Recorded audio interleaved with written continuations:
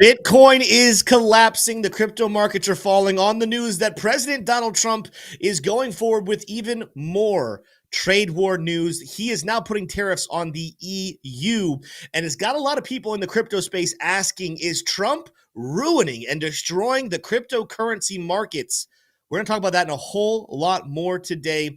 Levels we talked about yesterday look like they are coming very, very soon. The bottom of crypto is not in. How should you respond, though? Stick around for the entire episode. We're going to discuss that. Make sure to smash that like button right now. Tell YouTube that we want to watch this video. Hit that subscribe button. But first, we got to roll an intro.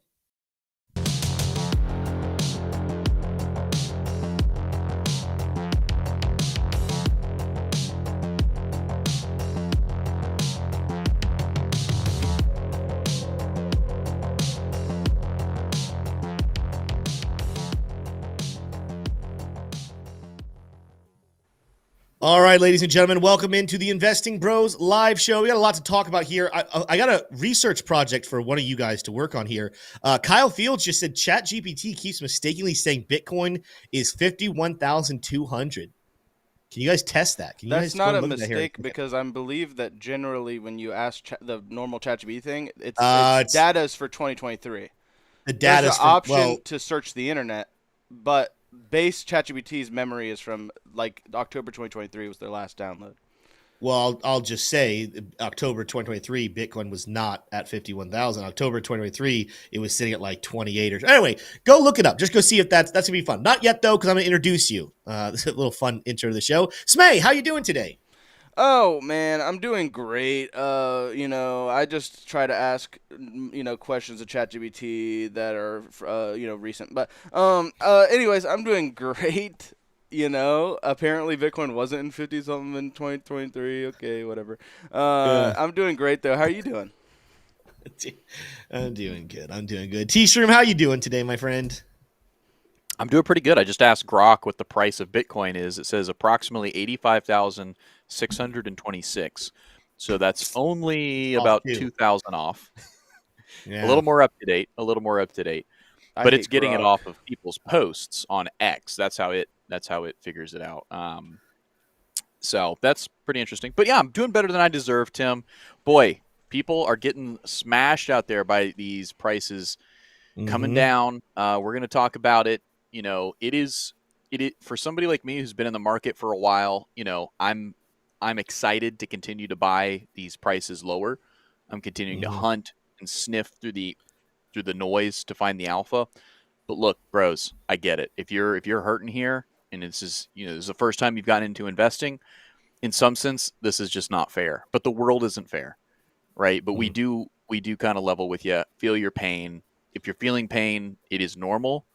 But the more experience you get in investing, the more tolerable the pain becomes because the pain turns into experience, and on that experience you build passion for investing and growth. So I'm Well, better than I deserve. You may not be, but there's hope.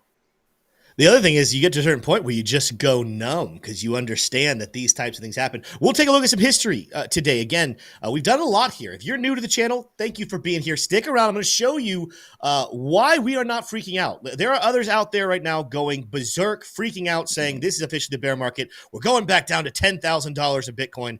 We're not on that train. I'm going to explain to you why. That being said, we do not think the bottom is in now. I am going to be talking about where I think Bitcoin could go. I'm going to give you two new levels, not new, but two levels to be watching and some what if statements. So make sure to stick around for that. Really quickly, before we get into those charts, though, got to throw it to T-Shroom to run through our minute-long news segment. What are the headlines you guys need to know about today? T-Shroom, take it away.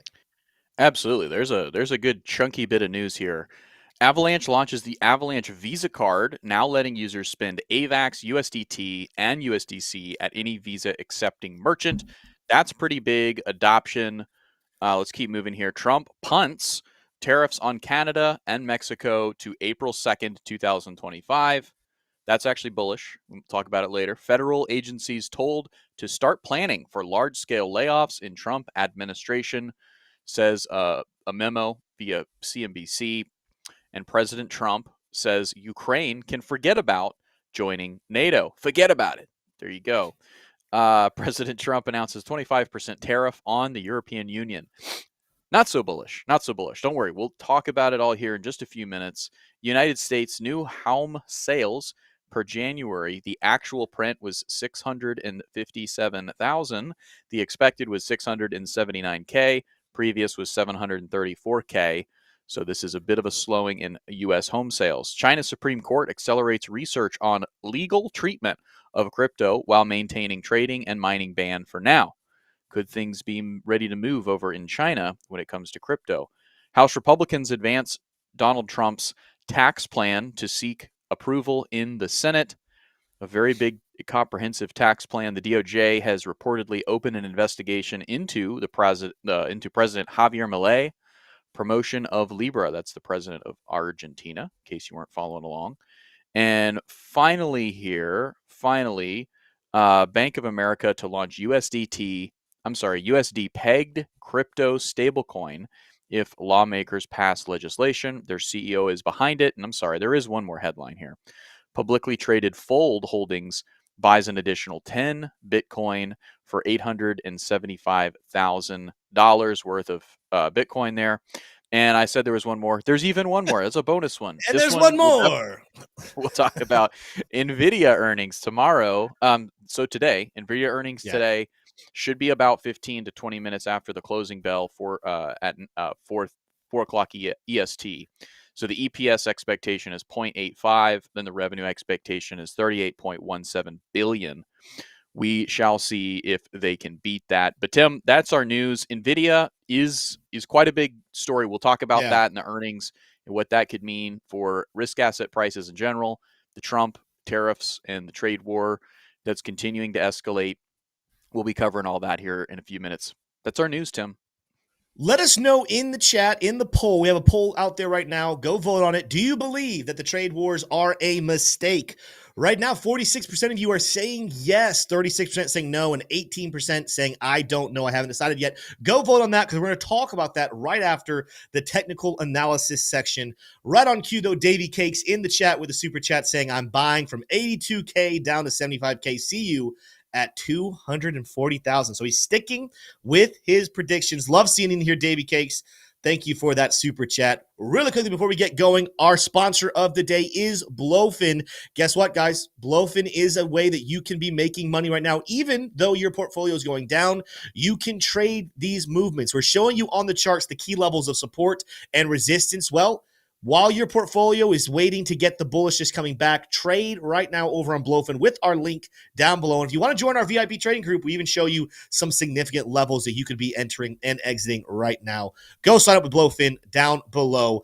Let's go ahead and dive in here to Bitcoin. And I'm going to try to keep the big conversation here minimal, save it for the conversation we get into Donald Trump and these trade wars and some different things going on. But we told you yesterday, Bitcoin more than likely was heading down lower. If you weren't here, let's run through the arguments as to where we're going to be falling, in my personal opinion. We did touch into the top end of this red zone, but I think this orange one is going to be very important. Let's go through those things. First of all, got to start with our fixed range volume profile tool here with the Investing Bros. We have our own tool that has a lot of cool features. I want to go back here to March of 2024, and you will see if this is going to load for me. Give me 1 second. There we go.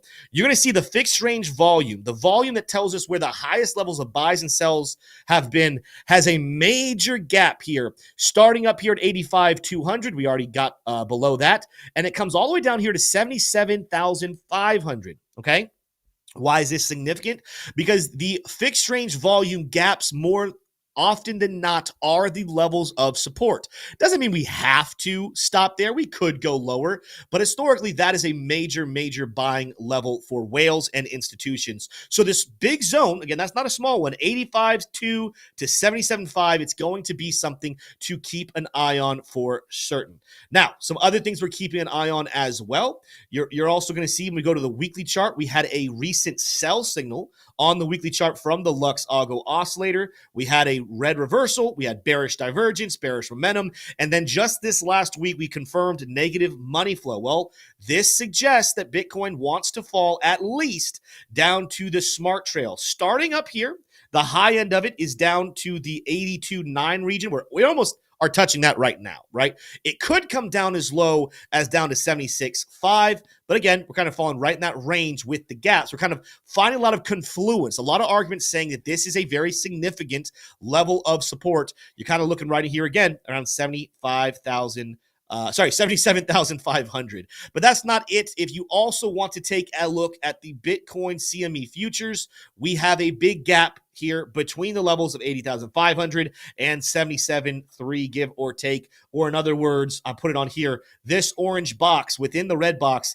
is the zone that I am watching and predicting that before it's all said and done, Bitcoin more than likely needs to come down to this level. Sure enough, right now we are still making those lower highs and lower lows throughout this whole movement. Now, I want to prepare you because we are starting to see certain signs on low time frames that we might be reaching some form of a bottom coming in. Not a bottom that's going to be long-term bottom, but a bottom that says we could get a bounce back up. Because something that's very important that you should be aware of is this 90K level. Remember last week we talked about this. I told you that I thought that we could hold 90K. I thought there was a lot of reasons we could hold 90K. It turns out that was wrong. We've lost this major support level, but you can see on the daily chart, on the 4-hour chart, on the 1-hour chart, we blasted through these levels, right? We blasted through support and we have not revisited it. It is very common, even amongst a downtrend, for the price of an asset to revisit former support, turn it into resistance, and then continue its way to the downside.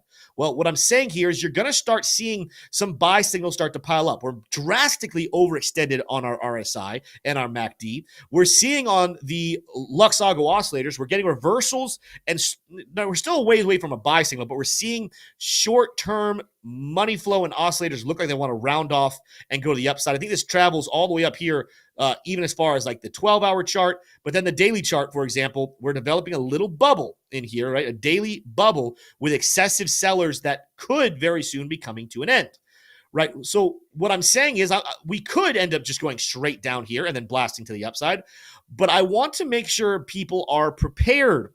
If you get a major buy signal, we are having high volume with these recent moves as well. If you get a buy signal and we start to make a way back to the upside, do not rejoice simply because we get back to $90,000. It would be very easy and simple for 90K to be revisited as a lower high, and then we continue on to the downside down here closer towards 77 before we actually finally pump to the upside. What is the level we're kind of watching right now saying, hey, let's get above this level and we can start talking about all-time highs again? It's going to be the highs we had back on February 21st up here around $99,000. We need to get back up to and above these lower highs, than the previous all-time highs. We need to get back above these highs, and then we're breaking this bearish structure that's been in play. But for right now, this is still something that has full-blown bearish control. In fact, I say that one of the reasons why I know this to be the case, if you guys trade with our Luxago indicators, you know my favorite way to trade is anytime I get a buy signal on the Luxago oscillator, I trade it back up to the smart trail. Well, look at this recently. We fell short. We got buy signals on the 1-hour chart, but we couldn't make it back to the smart trail. What that tells me is this is 1 out of 10 times we see a failure. That tells you whichever direction you were going in, they don't have control. In this case, I was looking at a buy signal, a move to the upside. It did not make it to that 1-hour chart, which tells you and communicates the bears not only are in a bear trend, they're in very strong control. So until we start to see these breaks and we see bullishness come back in and we get these higher highs once again, do not be overly bullish. Do not think that you're going to see major moves to the upside until we start to break those bullish structures. So again, are we going to keep dropping right now to this orange range? Are we going to go bounce from here, go to 90K first, and then come down?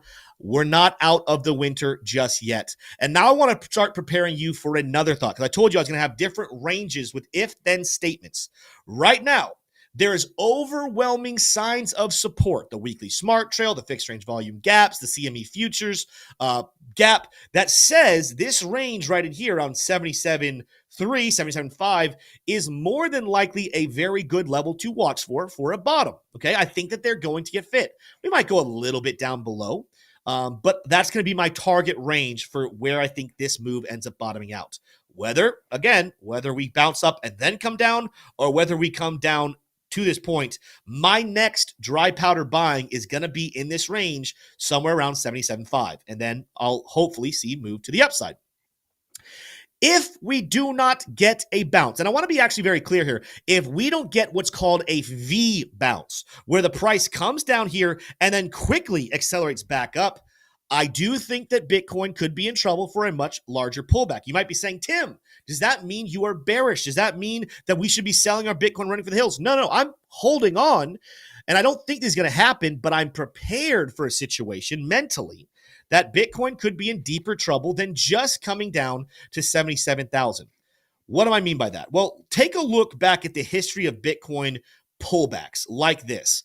Not this case right here. We're talking about after a very steep pullback. We've had a consolidation. We've dropped below that consolidation. This has happened in the past, but oftentimes is met with a V bottom shoot back to the upside. For example, right in here during this bull market, we kind of had a nice new higher high on Bitcoin in January and February. We kind of had some consolidation, then quickly dropped down back towards 19,000. And look at that, V bottom shooting back to the upside.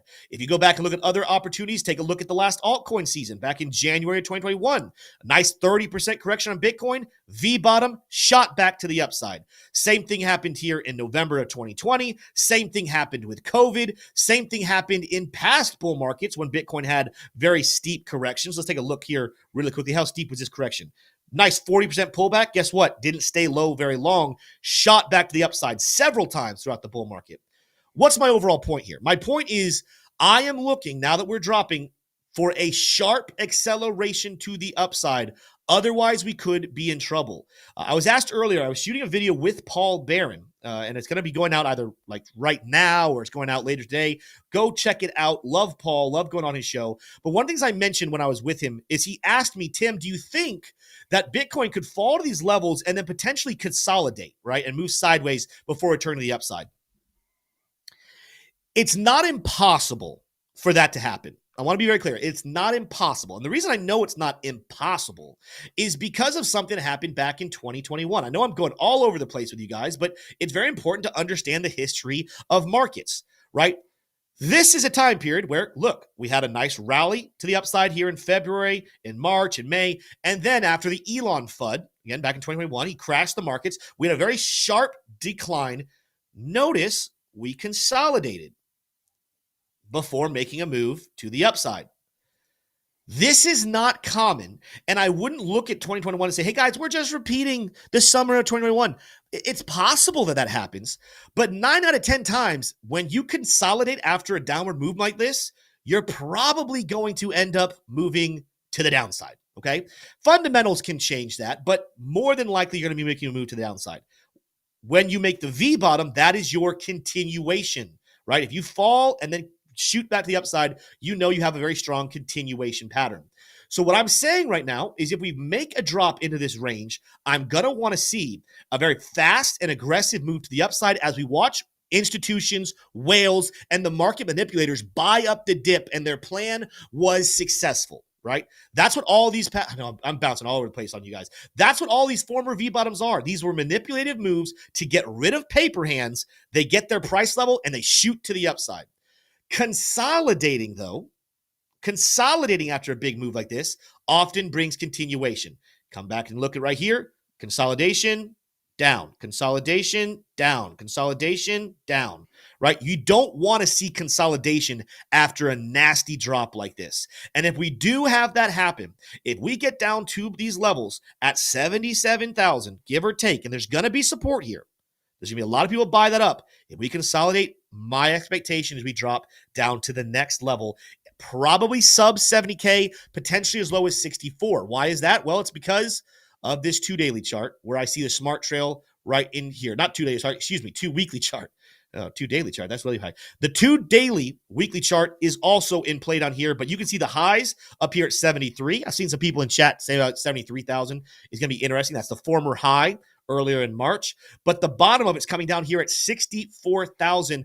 I could easily see Bitcoin, if we consolidate here, making this move back down towards 64,000 into the 2-weekly smart trail.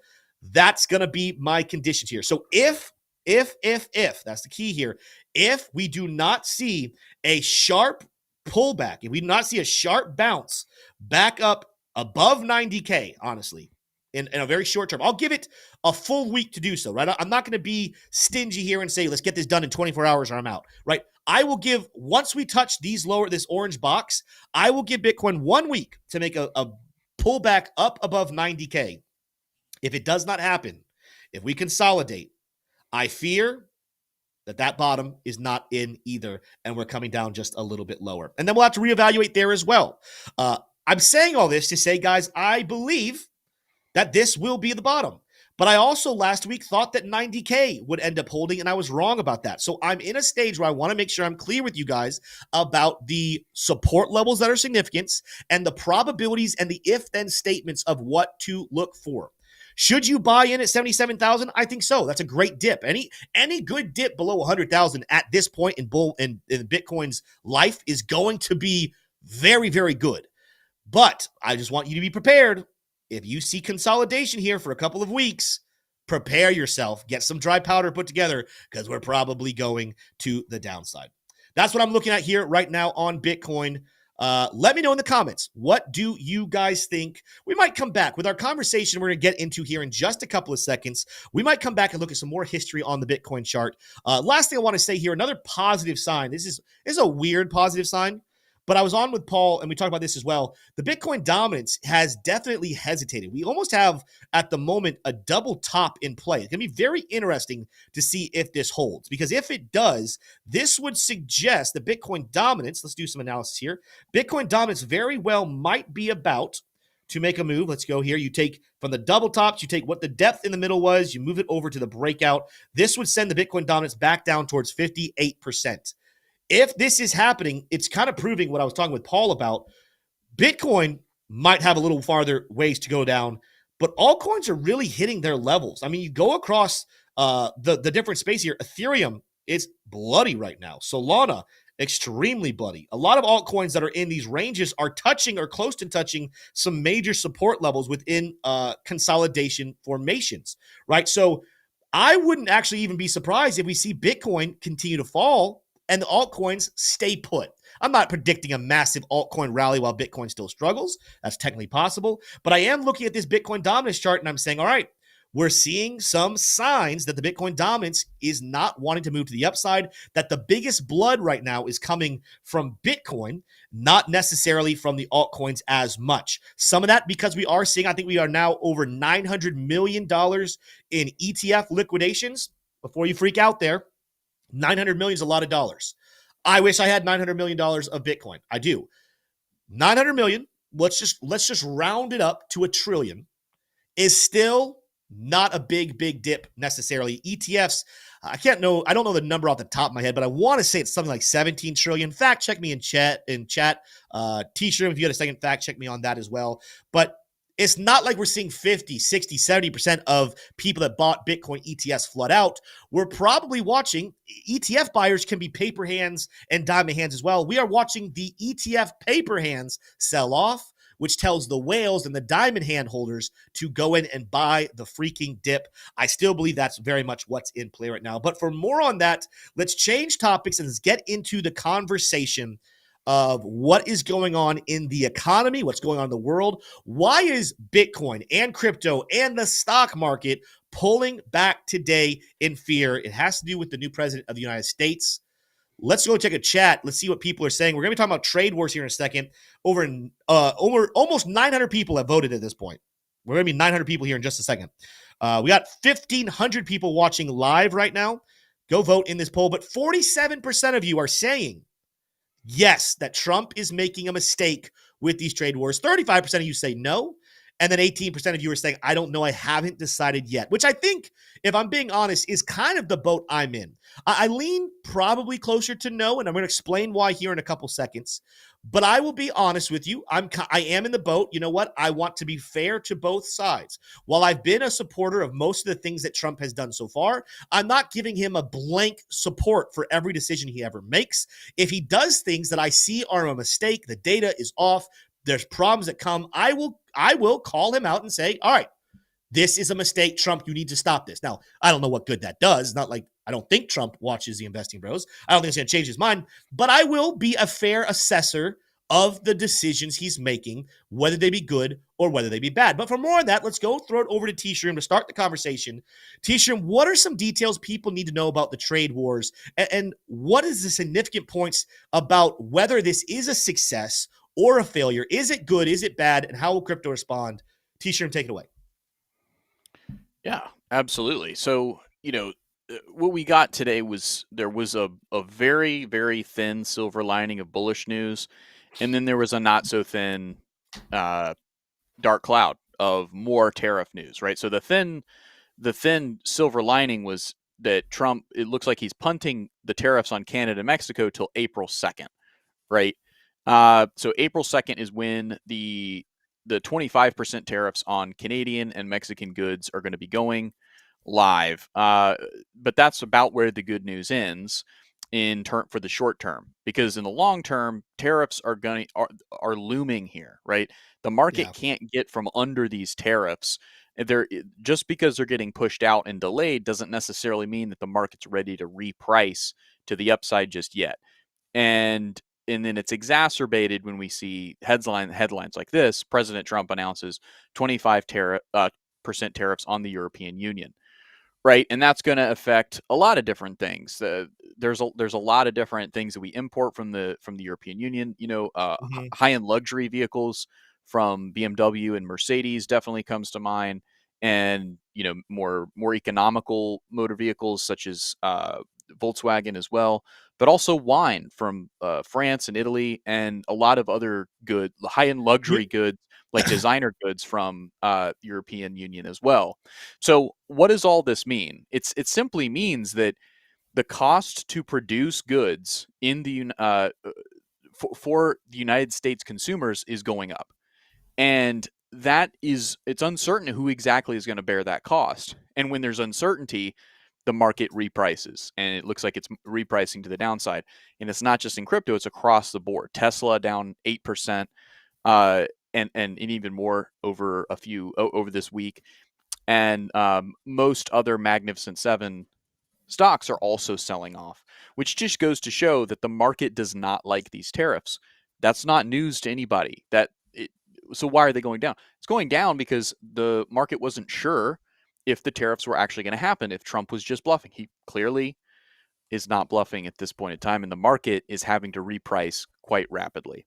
Now, the good news is there'll be a bottom, and then there'll be a rebuilding and a move higher, because what Donald Trump is ultimately doing is bullish, and I think that's where we'll probably continue the conversation. So, Tim, why is this short-term pain worth it in the mid to long term? Well, I wanted to comment on a couple of things. We were talking about this pre-show. I don't know if you heard it. Matt C., who's in chat, he's doing some stuff for us. He joins our planning meetings, and he was looking up while we were live, because what Trump announced was that he was going to put tariffs on cars and other things, is the exact quote that he had. Well, what are the other things? What is the number one thing that we import from the EU? Pharmaceuticals. Pharmaceuticals are one of the biggest things that import. Could this have a lot to do with some stuff that potentially good old RFK is working on? I don't know. But going into all of this, these trade wars, we understand that this is going to cause problems. Jerome Powell came out a couple of weeks ago, months ago, and some people gave him flack for it, but I don't understand why people give him flack. I thought he was very right in his assumption. He was very astute. There's nothing he said that was wrong. He said, we're concerned about inflation moving forward because we're not really sure how Trump's plans and his, different things he wants to accomplish will affect them. And he was talking about tariffs. And nobody's under a delusion that tariffs are not going to cause some form of short-term inflation spike.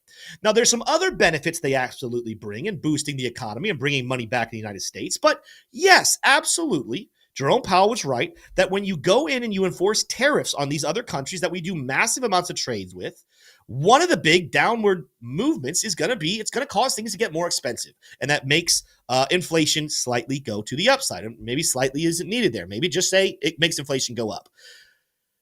That's not the issue I think that people are necessarily worried about. I think people are massively worried, not just that things are about to get more expensive, but that Donald Trump is making enemies with countries all over the world, that he's making enemies with some of our allies, Canada, Mexico, EU, These are historically some of our strongest allies, definitely military allies, but even in trade, big partners of the United States. And Trump is coming in and he's shaking things up.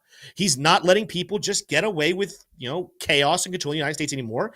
And so the question is, does this cause some discomfort amongst America and the allies? Which I would say I'm not worried about that whatsoever. It's been a long time that America has footed the bill and the military power for almost the entire world. And yet other countries still believe they have the ability to control us and tell us what to do. NATO, for example, I'm not necessarily saying we absolutely should get out of NATO, but I think that it's unsustainable to stay in it at the moment with the EU when we're footing 80, 90% of the not only money, but also manpower. And then the leaders of these other countries think that they get to control how those resources are used. No, if you're footing the bill and providing the man, you also should get to say what happens. But under our previous president, he allowed these other countries to push us around. And what Trump is doing, and I'm going to get into why I think this could be good and why it could be bad. What Trump is doing is he's saying we are done getting bullied by these smaller countries who do not have our interests in mind. They have their own interests in mind. And you know what? Good for them. Every single country, if it's a sovereign country, should control what's best for them and their people. But that doesn't mean that America should have to foot the bill. And he's saying, well, I'm tired of doing this. We're going to impose these tariffs. We're going to start putting Americans first. Once again, we're not going to let these countries bully us around. And I think what he's doing, he's not bluffing. And you said the word, some people ask he's bluffing. He's not bluffing, but I don't know if he's ready just yet to fully enforce them. But what he's doing is he understands America holds all the cards. America can really do whatever America wants to do when it comes to these relationships. We've watched that happen with both Canada and Mexico, where he first asked them to do something, help with the border, help stop drug crossings, help stop illegal immigration. They say no. They say, we're against you. He says, all right, I'm putting a tariff on you. They say, all right, what do you want us to do?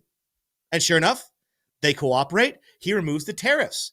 Even this recent one, we just announced the news that he's punting the tariffs on Canada and Mexico again until April. I guarantee you information is going to come out that we've gotten them to do something else we've asked them to do. I think the same thing's going to be true with the trade war we're instituting with China right now. Again, some people forgot about that. He's putting 10% tariffs on China. He's putting another 25% on EU. I guarantee these are negotiation tokens that he understands, like, there's something that I want them to do that I have full control over, but they think they can tell me what to do. You know what? Let's see how they feel when I issue these tariffs. I bet you they're going to come crawling back and cooperate with whatever we are asking of them. If they don't, guess who gets hurt more from a tariff between us and the EU? I'm not saying it won't hurt Americans at all. I think there's some people out here who you like buying your furniture from oh crap, what's the name of the furniture? It's T-shirt, help me out. IKEA. It's been so long since I bought IKEA. Maybe you like buying cheap furniture from IKEA. Maybe you like buying BMWs and other foreign or EU or European vehicles. Maybe you like buying pharmaceuticals from Europe, right? And that's going to negatively affect an American citizen. However, that is going to way more hurt the people in Europe than it is the Americans, and they're going to be the ones to fold first. That's what I believe he is doing right now. But I'm not unaware of the fact that, yes, there are certain Americans out there that are hurting, that wanted him to come in and day one lower the price of eggs, lower the price of housing, lower the price of all these other goods and services. And it seems like ever since then, everything has gone up. I'm very aware of this. But I do want to remind everybody, and I know there's some people in chat right now who probably don't like Trump. They don't like these things. They don't like what I'm saying right now. That's okay. You don't have to like what I'm saying. You don't have to like me. Believe it or not, I don't say what I say for the applause of people, right? I like when people like me. I like saying things that people like. But I'm going to sit here and tell the truth and how I think things actually work, whether you agree with it or not. And I told you guys a year ago to watch out for when Donald Trump wins, or if Donald Trump wins, because at that point I wasn't convinced, but I said I think he's going to win. Watch when Donald Trump gets elected and inherits all of the problems that have happened and been developed over the last 4 years plus. The Democrats are going to try to blame him and his administration for all of the problems, when in reality, the problems have been built years ago. The terrible spending, the corruption, the fraud, the fake data propping up a feeble economy. That all we knew was a house of cards that was going to come crumbling down.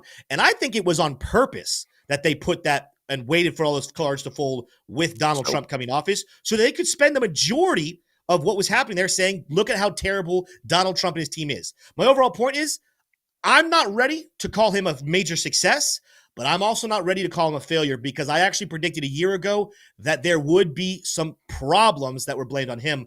Let's watch what happens over the rest of this year. Let's see what happens as he is dealing with some major problems. Sometimes when you come into a world of problems, you have to break a couple things. You have to break a couple eggs, for lack of a better word, before you can actually make them better. There is a lot of problems going on in the world, a lot of problems in the American economy. Some of them have to be broken before we can build them up bigger and better. And that's what I think is happening right now. The problem is, though, it is affecting American people. It is affecting cryptocurrency. I am hoping that these problems come to an end sooner rather than later. However, I want you to be ready and prepared. If you thought we could fix all these problems in 1 week or 2 weeks, you were never going to get there. The problems America is facing right now has a long, long way to go before it's fixed. T-Shroom, you have a thought there? Yeah. So if you look at what Donald Trump's mission statement is, right, the mandate that he got from the American voters, it's essentially to address government finances and take it seriously. And one way that you do that is that you lower the interest rate at which you are paying loans. Donald Trump he's a real estate guy, right? He loves to refinance. That's the name of the game in a lot of real estate, is to refinance properties. If you go to my screen here, Smay, in a very short amount of time, Donald Trump has been able to get the 10-year yield down to 4.25%. Look how much this almost looks like Bitcoin's chart, right? If you look in the same period, this is a 4 days of pain, right? As we broke 90 there. If you look at the 10-year here, it looks very, very similar. Bitcoin is paying a price for the success of getting America back on track financially. Donald Trump cares about Bitcoin. He likes Bitcoin. He was the main speaker at Bitcoin 2024 in Nashville. I was there, heard him speak, right? But he cares more about America first, and then everything else. You have to put the oxygen mask on yourself before you can start helping others. This interest rate, the debt payments that the United States owes, has to come down. We can't afford, or it's an unsustainable path to use Jerome Powell's words. The United States fiscal spending is on an unsustainable path. And the first step towards getting off that path is by bringing the rates down, bringing the 10-year down, bringing the rate at which America owes its bondholders down. That is the key to success. Now, the other side of this chart here is the demand side, right? The demand side is showing that people are going back into bonds. When the rate comes down, that means that that supply is increasing, and therefore the incentive does not need to be as high as it was under Biden, right? Climbing under Biden, because people needed more and more of an incentive to buy a bond and loan money to what looks like a just runaway freight train of insolvency, which is the U.S. government under the previous administration. New administration, it's trending to the downside, right? That's what you want to see. This is the main metric that is indicating Donald Trump's success. Now, is there pain in the meantime? Is there a piper to be paid, right? Yes, risk assets are paying as money rotates into fixed income. And so there's a lot more to be said there, but this is the main indicator of Donald Trump's success. In my opinion, he's doing a job that the bond market is buying. Big money is saying, hey, wow, I want to invest in the United States government again. It's not something we've seen for a while. So in 2024, we basically didn't see rates coming down anywhere near at the rate that we're seeing them now. So there's a lot of heady action in there. You may be you don't care about the United States government, the United States economy. I get it, but I do, and Donald Trump does. Donald Trump has a lot of power, and if you're a market participant and you're not looking and seeing what the motivations and the incentives of one of the biggest players in the market, the U.S. government is, then you're not really playing the game correctly. So, 10-year coming down, that's a good short-term sign. That shows that the work that's being put in, the tariff scares, the tariff fear, that is actually getting the intended result, which is getting the 10-year down, getting the debt payments lower. And, it's short-term. It's not going to last forever. There will be an appetite for risk that returns to the market. And we could even see that as early as today, depending on how NVIDIA's earnings come out. So, anyway, that was a lot of bond talk, but the bonds do talk, and you have to listen to them. And I know I see a lot of people in chat. There's a lot of people in chat today do not like Donald Trump. Some of you guys in chat like Donald Trump. Some of you guys are exactly neutral. Good. I love that everybody's here. Let's keep having these conversations in chat. I don't discourage or hate when anyone says, Tim, T-Shroom, I completely disagree. You guys are terrible. Keep the disagreements respectful. I've definitely seen some comments in here that I would not want to repeat because this is a family show. But if you disagree with one thing that me or T-Shroom say, I love it. I love the feedback. I love you guys chatting. That's how we move forward as a people, is by having conversations and debates to make sure we find what the truth actually is. I see a lot of you even saying, hey, can we just talk crypto? Can we just talk crypto? I want to remind you, you cannot avoid topics like this. Like a lot of us are going to come in here and say, let's all just make sure we're under the same point here before we continue. The big thing crushing the markets right now is the trade wars. I think we can all agree on that, right? Now, we can have different levels of understanding as to what that means. Is manipulation part of that deal? Is it, a short-term pullback? Is it a long-term pullback? But I think we all can agree what's causing the markets to come down today is the trade war. So to understand and to get back into crypto and to talk about when we can expect a bottom to come in and when we can expect crypto prices and the stock market prices to start moving back to the upside, we have to talk about the issues that have effect over the prices. And the trade wars, like we just kind of laid out for you guys, people are acting as if it's 100% official right now. We have already watched him leverage these tariffs against Mexico and Canada and then pull them back once he gets them to do what he wants them to do. We're more than likely watching the same thing happen with the EU. But what Donald Trump is not doing is he's not bluffing. He's not going to let Europe continue to control the decision of the United States. And when I'm bringing that up is because long-term, I'm still bullish on that. Long-term, I think from a foreign policy perspective, I think it's the right decision. But short-term, I understand that would bring more blood into the crypto space until it's time to move back to the upside. And that's what we're kind of going to get into right now with all of this, is because a lot of the negative action that's happening right here is based off of fear. I'm not saying it's not based fear. I'm not saying it's not something that could come true, but we didn't hear him say that tariff starts today. We're not watching the price of every good and services rise right this second. We are responding negatively for fear of what the future looks like. Well, guess what happens a lot of times with this stuff like that? We use the expression when we're going to the upside, we say, buy the rumor, sell the news. When you hear about Bitcoin ETF launching, you bought the rumor, and then the day it actually went live, you sold off, and we saw a nice 20-something% pullback. When we got the rumor that we were going to have some big stuff happen, a lot of times you see a rumor cause a massive bullish movement, and then when it actually happens, the price pulls back. Well, the same is true to the downside. Sell the rumor. Sell the negative FUD, sell the fear of what's going to look like in the future. And then the minute it actually happens, guess who buys it up? The whales, the institutions, the market manipulators. We're telling you about all this because this is still a part of how markets move overall. And what we're watching right now is not necessarily a terrible pullback on Bitcoin. If we go to my chart here again, Smay, we're spending a lot of time talking about this, but it's very important.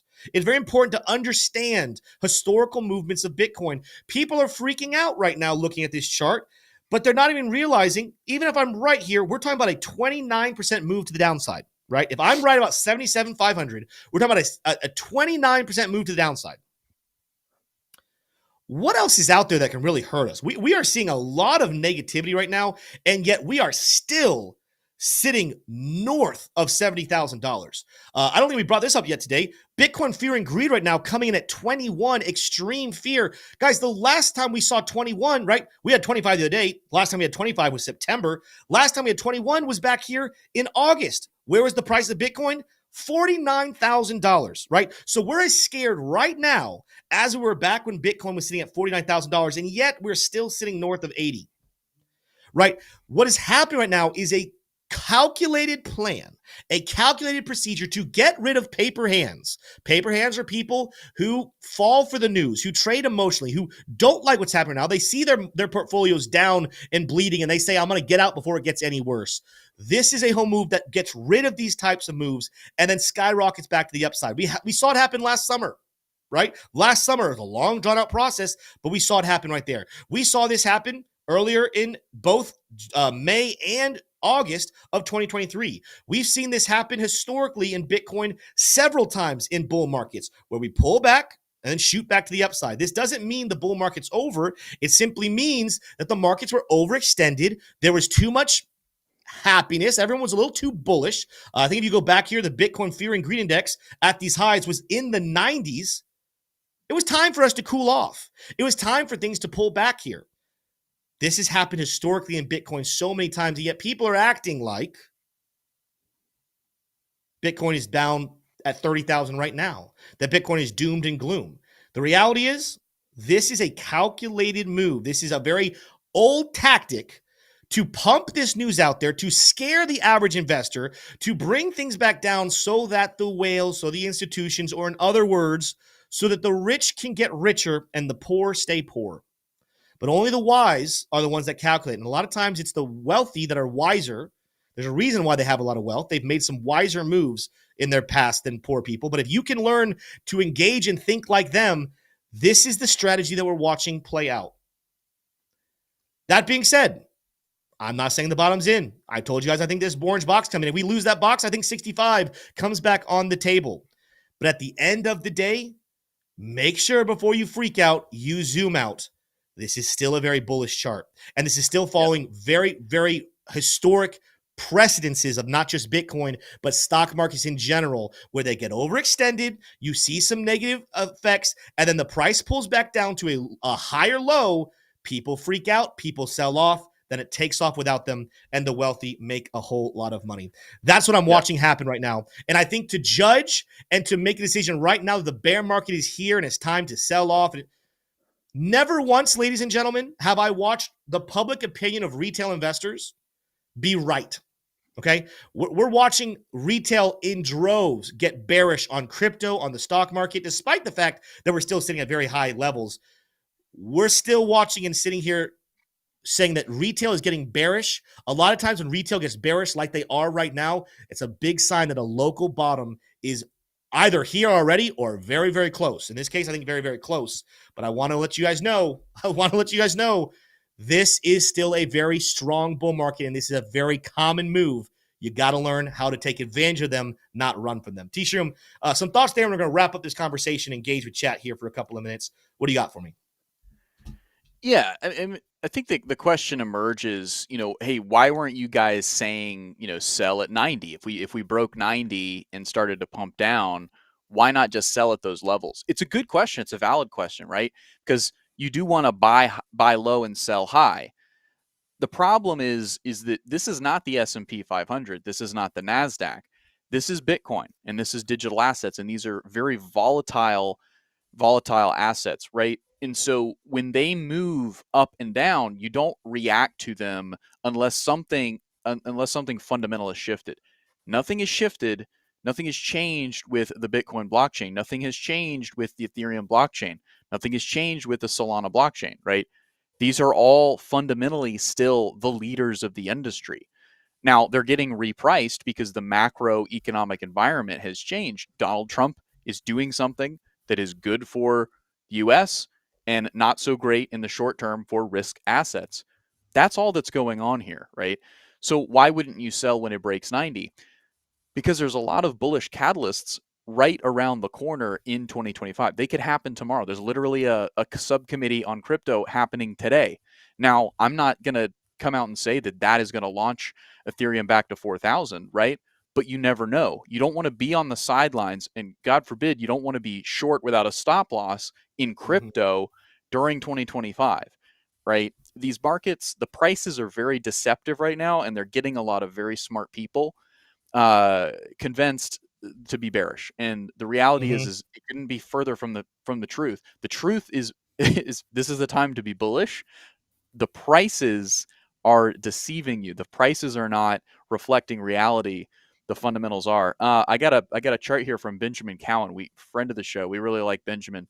He said this: when Reagan took office in 1981, there was some short-term pain through 1982 as they got inflation under control. Then it led to an economic expansion that lasted decades. So this yellow arrow is pointing to when Reagan took office, right? There was basically sideways movement and then a flush down. That looks like it went from like 130 to basically 100. This is the S&P 500. And then it shot up, hundreds of percent since then, essentially. So, whenever a conservative takes office, and I'm being extremely cartoonish here, I know there's a lot of nuances and intricacies that are different between Trump and Reagan, and the economic environment is very different from then. However, when a conservative comes in and says they're going to cut, that is categorically bearish because government funds a lot of programs, it funds a lot of spending. So, especially when it comes to the tariffs, it's again, we've said it before, we're saying it again, we're highlighting it today, triple circling it with 3 different colors of highlighters. It's good for America in the long term, Mhm. what Trump is doing. In the short term for risk assets, it is not good, right? And we just saw on the 10-year, money is flowing into bonds, flowing into fixed income out of risk. That is what's happening. Do you sell? You should sell if you're overexposed. If you're not overexposed, then you are still in the best assets. It's just the prices of those assets are getting reevaluated and they will reflect reality in the future. So I'm really well positioned. I like where I'm at, and I'm just going to continue to buy with the income that I get. But that's Mhm. what's the saying that history doesn't repeat itself, but it rhymes. I think we're seeing history repeat itself here, and the tale is old as time. You buy the dips. It's really not rocket science, but it is painful, and especially if you're newer to Yeah. investing, it is painful, and the pain is real, and it's hard to ignore. Yeah, it is. That's something as we kind of wrap this up. We're moving to some Q&A time here. That's what you guys need to understand is that this is painful. It was always going to be painful. There's not a single bottom that comes in without pain. What I'll tell you though, I would be concerned. I would be concerned in the future that a bear market's here when I do see a flush of retail investors and then I see everyone stay euphoric and bullish as things start to drop. I know that I'm bullish. I know there's a lot of people in chat here that are still bullish, but we are watching every single day that the markets are getting crushed, that people are turning bearish. If you want to sell, if you're overinvested in crypto, go ahead and sell. No one here is your financial advisor. You get to control your own destiny. But if you do study the history of markets and you study sentiment and you study how people react, it's hard. It's very hard to look at what's happening in the world right now, to understand the historical precedence of it and not remain bullish. And that's what I'm going to stay bullish for now. With that said, though, let's go ahead and open it up for some chat here, some questions from you guys as we call it a day. Anything you're seeing in chat, Smay, T-Shroom, that you think is very, very big? Let's see. Tim said 900 million is 13 billion down there. I don't think 913. What are you talking about? 13 billion.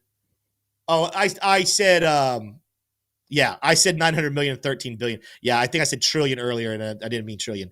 It's like 900 million dollars of liquidations and then it's been like 13 billion or 17 billions invested in crypto. So thank you for that clarification. I did use the T earlier and I meant the B. Slip of the brain. Steady Bug said no reason to panic now. It's mostly done. Might as well sit down for another 5K and wait for 6 months till QE. That's another thing that's going to be watching and looking. It's going to be interesting with all of this pressure happening. Do we see any bidding with we know Trump and Jerome Powell don't see eye to eye on QE.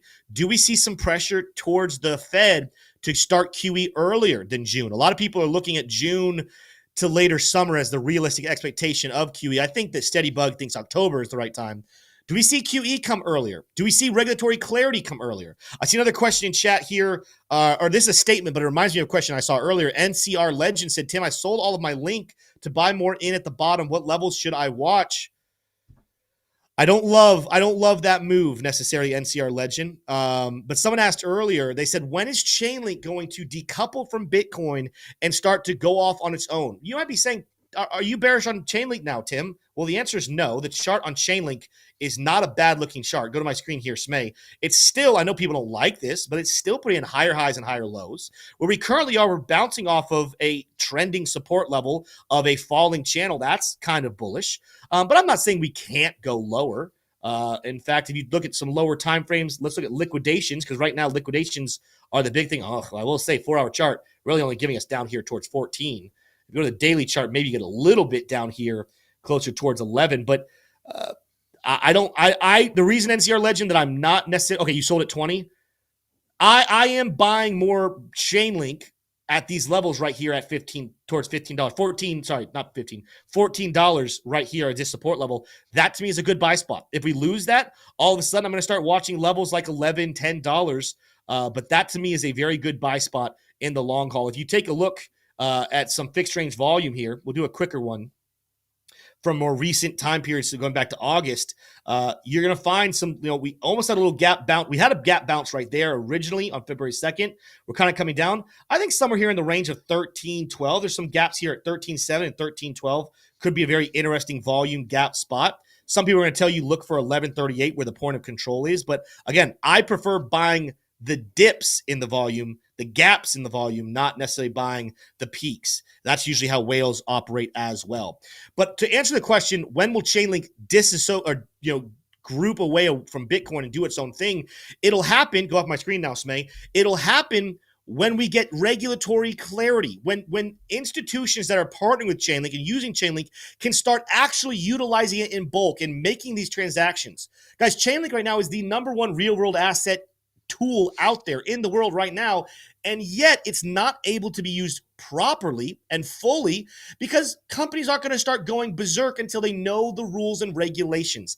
That is something that's going to, it's right now it's holding altcoins back, it's holding Bitcoin back. What T-Shim said earlier about we could get big news any day now, any week, any month. Regulatory clarity on how altcoins will perform and be utilized could unlock a massive run-up in altcoins like Chainlink. So that's what I'm waiting for. And that's why I'm not selling. I'm trying to buy as much as I can right now before it takes off. But with that said, let's go ahead and wrap up the show here. Smay, we're going to bring you in and close out as we always do with our factoid of the day. Let's go ahead and take it away. End on a good note. Let us know in the comments your thoughts about where the markets are moving right now.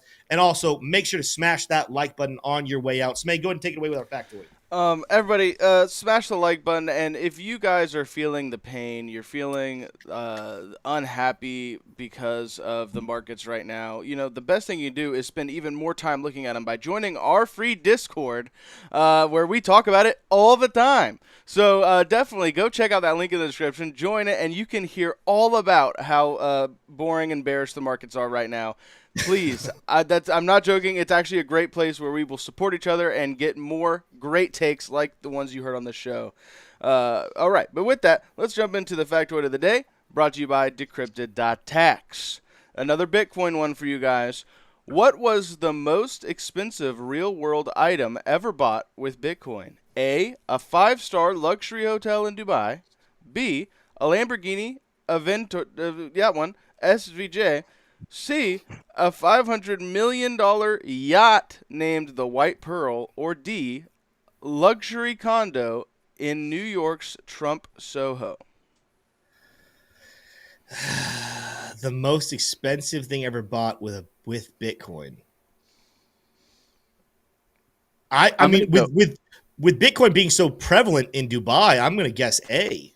I also think A, Alpha. Yeah. Yeah.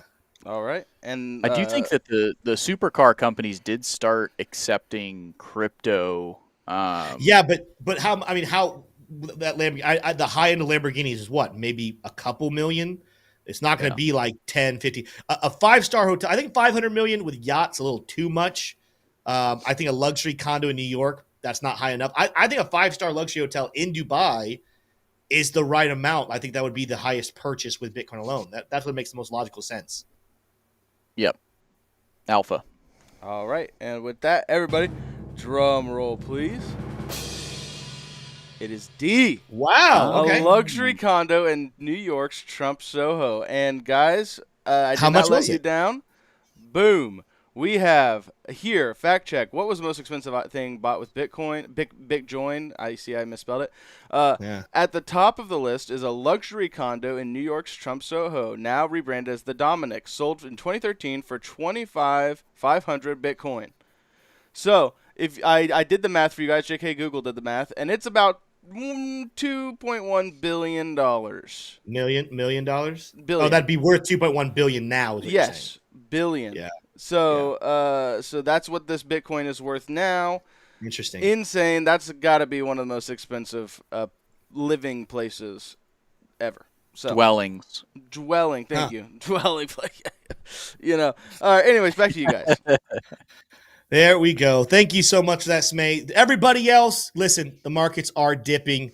If you have dry powder, look for those spaces we talked about on the show to try to accumulate as much as possible. If you're done with crypto, hey, I understand the pain. I am sorry to see you go. I think you're going to be back sooner than you would think. But either way, make sure to leave a like on your way out. Subscribe to the Bros. If you enjoy our content, make sure to go join our free Discord, as Smay said, where the conversations never stop. But with that said, love you guys. We'll see you tomorrow at the same time, same place. Adios.